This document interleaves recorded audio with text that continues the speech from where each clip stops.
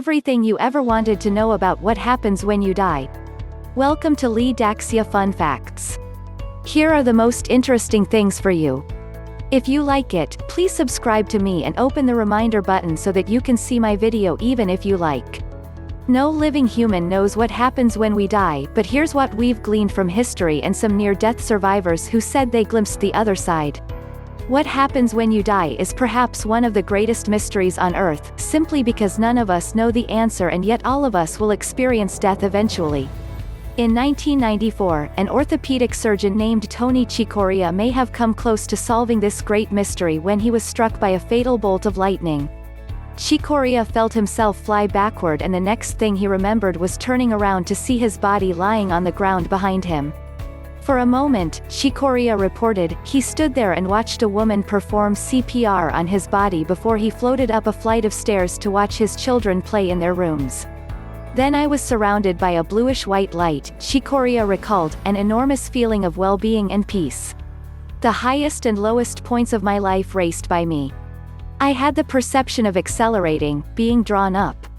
Then, as I was saying to myself, this is the most glorious feeling I have ever had, slam. I was back. According to Dr. Sam Parnia, who has studied near-death experiences for years, Chicoria's encounter was not an uncommon one. Death is a process, Parnia added. It is not a black and white moment. Here's what exactly he means by that. What happens when you die? Scientifically, while we may not fully understand the feeling of dying until we experience it for ourselves, we do know what happens right before and after death when it comes to the condition of our bodies. At first, according to Dr. Nina O'Connor, a person's breathing will become irregular or unusually shallow or deep, and their breath can then begin to sound like a rattle or a gurgle, which happens because the person isn't able to cough up or swallow secretions in their chest and throat. All of it comes from the process of the body slowing and shutting down, she says. This sound has been fittingly called the death rattle. The death rattle can indicate impending death in a person who has been dying for some time. At the moment of death, every muscle in the body relaxes.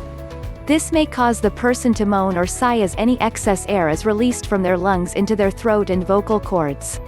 Meanwhile, as the body relaxes, the pupils dilate, the jaw may fall open, and the skin sags. If the person has any urine or feces in their body, these will be released too. But as Parnia suggested, death doesn't happen in an instant, and some researchers assert that our brains can operate up to 10 minutes after our hearts stop beating. Within the first hour after dying, the body begins the death chill, also called algor mortis. This is when the corpse cools from its normal temperature to the temperature of the room around it. After a couple of hours, blood will begin pooling in the areas of the body that are closest to the ground due to gravity. This is known as livor mortis. If the body stays in the same position for several hours, these body parts will start to look bruised while the rest of the body become more pale. Limbs and joints will begin to stiffen within a few hours after death during a process called rigor mortis. When the body is at its maximum stiffness, the knees and elbows will be flexed and the fingers and toes may appear crooked. After around 12 hours, the process of rigor mortis will start to reverse. This is due to the decay of internal tissue, and it lasts between 1 and 3 days. During this reversal, the skin begins to shrink, which can create the illusion that the person's hair and nails have grown, but this is just a myth. It is only due to the tightening of the skin around the corpse that hair, nails, and teeth appear to have grown. Interestingly, the tightening of the skin also gave the illusion that blood had been sucked from the corpses, and this eerie result inspired some of the vampire legends of medieval Europe we still know today.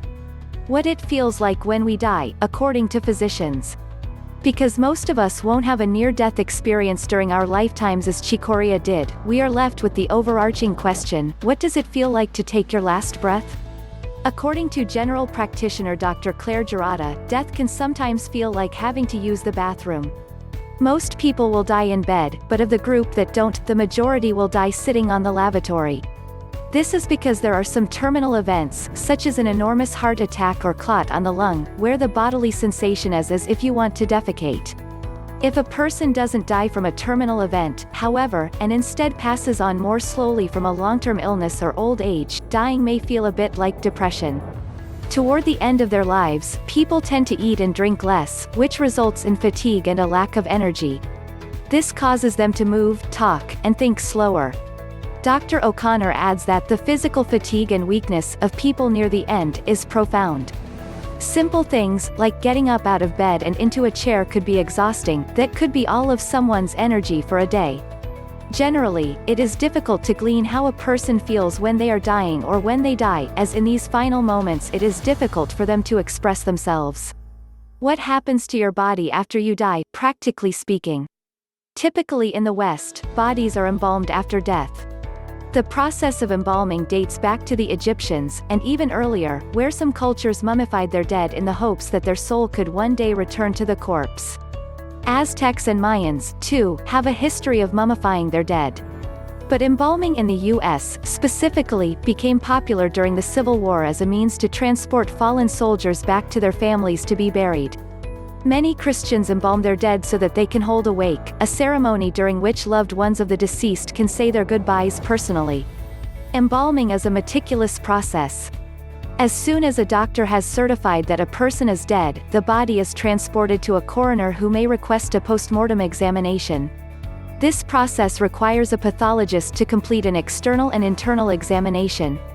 For the internal examination, the pathologist removes every organ of the body from the tongue to the brain, inspects them, and then places them back in the body. Next, the body is embalmed. During the embalming, the body is drained of fluid and replaced with a preservative, like formaldehyde, and the throat and nose are packed with cotton wool. The mouth is stitched or glued closed from the inside. The hair is washed, the nails are cleaned and cut, and cosmetics are applied to the face and skin. Plastic caps are applied under the eyelids to help them hold their shape. Finally, the body is dressed and placed in a coffin. From here, it can be buried or cremated, depending on the person's preference, culture, or religion. In many non-Western cultures, in fact, these death rituals are very different. This is especially true for the Toraja people of Indonesia. In this culture, it is believed that the dead are never really gone, so people are not so quick to dispose of their loved ones. When a Toraja person dies, their family cares for their body until a proper funeral can be prepared, which can take weeks to months or even years. During this time, the deceased is treated as if they are simply sick instead of dead. Once the funeral is finally ready, the Toraja village honors the dead with prayers, dancing, and animal sacrifice before they take the body to its tomb. However, the body is not left in this tomb forever. Every 1 to 3 years, the Toraja people exhume their loved ones to be freshened up and remembered. The bodies are wiped clean, dressed in new clothes, and introduced to any new family members. Where we go after death, according to history and some religions indeed, humans have long coped with the question of what happens when we die by creating our own theories, and they vary drastically across cultures and religions. Our lives and burial rituals have thus been shaped by these beliefs. Jews, for example, do not embalm their loved ones and instead bury them quickly after they are declared dead. Rabbi Corey Helfand says, according to the texts we read in Genesis, with Adam coming from the earth, we give our bodies back to the earth and to God, that's why we bury our dead. Jews are thus typically buried naked, wrapped in a cotton sheet, and laid in a plain pine coffin so that the body may decompose naturally. Muslims do the same with their dead, burying them without a coffin in some cases. Medieval Christians lived their lives considering and preparing for death, mostly because they were surrounded by it. Without modern medicine, there were high rates of infant mortality, and disease, famine and war were also rampant. Christian Europeans then valued a death that was prepared, one that allowed them to be forgiven and repent. Medieval Christians were terrified of purgatory, which is where they would go when they died were they unable to repent before their last breath. The ancient Egyptians believed that the dead had to first pass through the underworld before they could rest in the afterlife. But the journey to the afterlife was riddled with obstacles, so the ancient Egyptians buried their loved ones with scrolls inscribed with spells to protect and guide them to their final resting place. Archaeologists have even found maps of the underworld in tombs to accompany the dead. What really happens when you die, from people who've been there? Despite handling death in many different ways, many humans are still apprehensive about what happens when we die, namely with our consciousness, or our souls, as many cultures call it.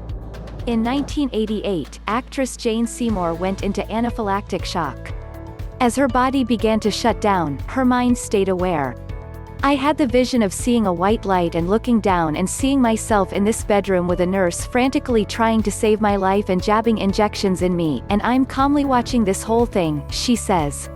Dr. Sam Parnia recorded this phenomenon with multiple survivors during his 2014 study of near-death experiences. One patient could recall what was happening in the hospital for a full 3 minutes after his heart had stopped. The man described everything that had happened in the room, but importantly, he heard 2 bleeps from a machine that makes a noise at 3-minute intervals, said Parnia. So we could time how long the experience lasted for. He seemed very credible and everything that he said had happened to him had actually happened.